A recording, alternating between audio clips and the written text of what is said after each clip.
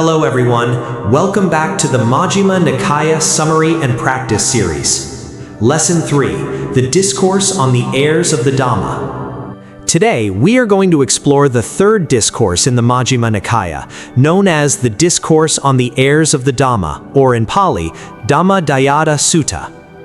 Although this discourse was spoken more than 2,500 years ago, its message is surprisingly relevant to modern life. Whether we are students, workers, parents, business owners, or retirees, the Buddha's teaching in this discourse can help us understand what is truly valuable and what leads to lasting happiness. At the heart of this discourse is a simple but profound question. What kind of inheritance do we want to receive and pass on? The Buddha explains that there are two kinds of inheritance. The first is material inheritance. The second is the inheritance of the Dhamma. Material inheritance includes money, property, possessions, comfort, social status, praise, and recognition. These are things many people seek because they seem to promise happiness and security. The inheritance of the Dhamma is different. It means inheriting the Buddha's teachings through understanding, practice, and personal transformation. It means developing qualities such as wisdom, mindfulness, compassion, generosity, patience, honesty, and inner peace. The Buddha encourages his followers to become heirs of the Dhamma rather than heirs of material gain. This does not mean that material things are evil or that we must reject all comfort and possessions. Rather, the Buddha teaches that material things should not become the center of our lives. Why? Because material things are temporary.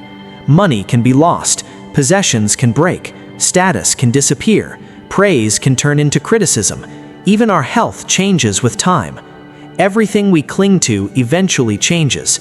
If our happiness depends entirely on these things, it will also be unstable. The Buddha encourages us to cultivate qualities that cannot be easily taken away by changing circumstances. A person may lose wealth but still retain wisdom. A person may lose status but still possess kindness.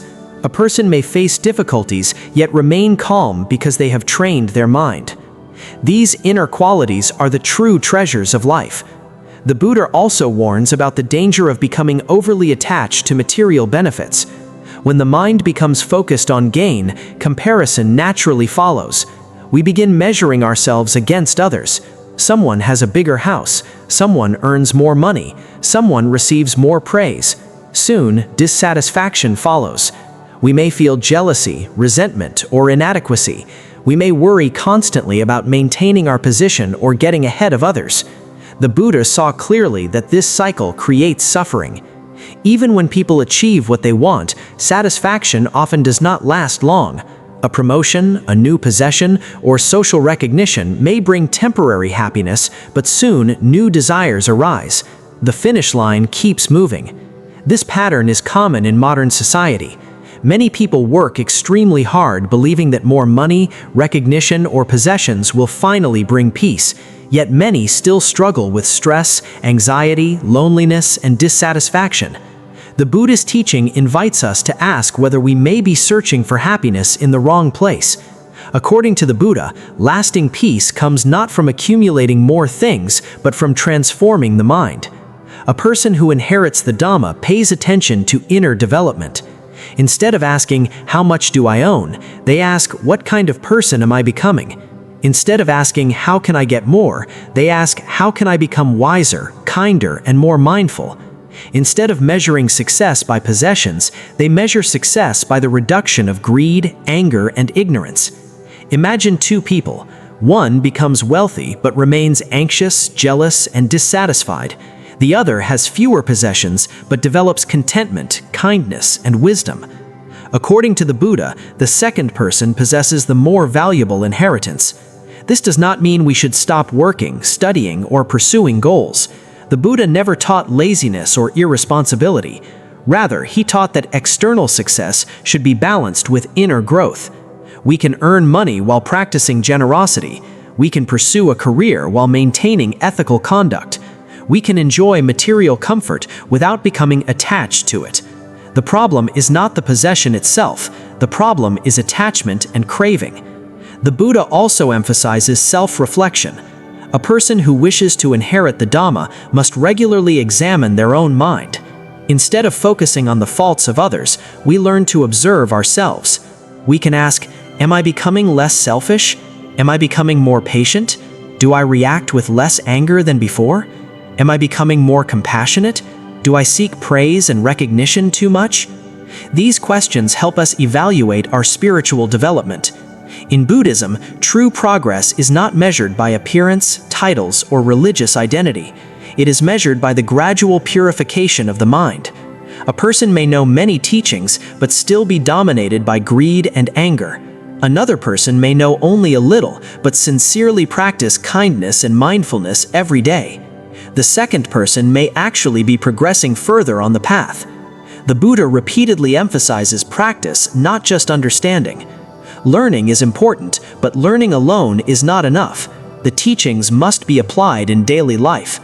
Just as reading about swimming cannot replace entering the water, reading about wisdom cannot replace practicing wisdom.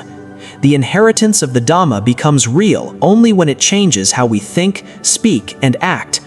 This teaching is valuable not only for Buddhists, but for anyone seeking a meaningful life. Social media encourages comparison. Advertisements tell us that happiness can be purchased. Society often measures success through wealth, beauty, fame, or influence. The Buddha offers a different perspective. He reminds us that a meaningful life is built from the inside out. Without inner peace, external success often feels incomplete. With inner peace, even ordinary circumstances can become sources of contentment. That is why the inheritance of the Dhamma is so precious.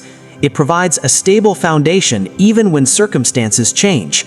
A wise and compassionate mind can help us navigate success and failure, praise and criticism, gain and loss. These qualities become lifelong companions that no change in fortune can take away. The Buddha emphasized practice, not just understanding.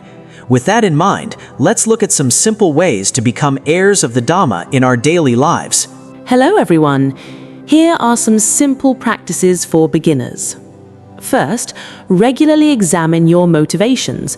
Before making important decisions, ask yourself whether you are acting mainly for gain, praise, or recognition, or whether your actions are guided by wisdom and kindness.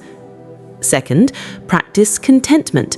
Learn to appreciate what you already have instead of constantly focusing on what is missing. Contentment helps reduce craving and brings greater peace of mind. Third, spend a few minutes each day nourishing your inner life. Read a short Buddhist teaching, reflect quietly, or practice mindful breathing. Small daily efforts can gradually transform the mind. Fourth, notice comparison when it arises. If you find yourself comparing your success, possessions, or achievements with those of others, gently bring your attention back to your own path. Fifth, make character development a priority. Instead of asking only how to become more successful, also ask how to become more patient, honest, compassionate, and wise. Sixth, practice generosity whenever possible. Share your time, knowledge, attention, or resources with others. Generosity helps weaken attachment and strengthens compassion. Seventh, do good without expecting anything in return. Helping others simply because it is the right thing to do helps free the mind from the desire for praise and recognition. Eighth, regularly reflect on your mental state. Ask yourself whether greed, anger, and confusion are becoming weaker, and whether kindness, mindfulness, and wisdom are becoming stronger. This is one of the best ways to measure real progress on the path. By practicing these simple steps consistently, we gradually become heirs of the Dhamma rather than heirs of material gain. Over time, this inner transformation leads to a deeper and lasting happiness. Conclusion. In conclusion, the Discourse on the Heirs of the Dhamma teaches that the greatest inheritance is not wealth, status, or material possessions. The greatest inheritance is the Dhamma itself, the wisdom and practice that lead to freedom from suffering. Material things have their place, but they are temporary. The qualities developed through practice, wisdom, compassion, mindfulness, generosity, patience, and inner peace, are far more valuable. The Buddha invites us to become heirs of these qualities. As we gradually reduce greed, anger, and ignorance, we begin to experience a deeper form of happiness that does not depend entirely on external circumstances. This inner transformation is the true treasure of the spiritual path, and according to the Buddha, it is the most valuable inheritance we can receive, cultivate, and pass on to others. That's all for today. Thank you for listening, and I'll see you in the next lesson.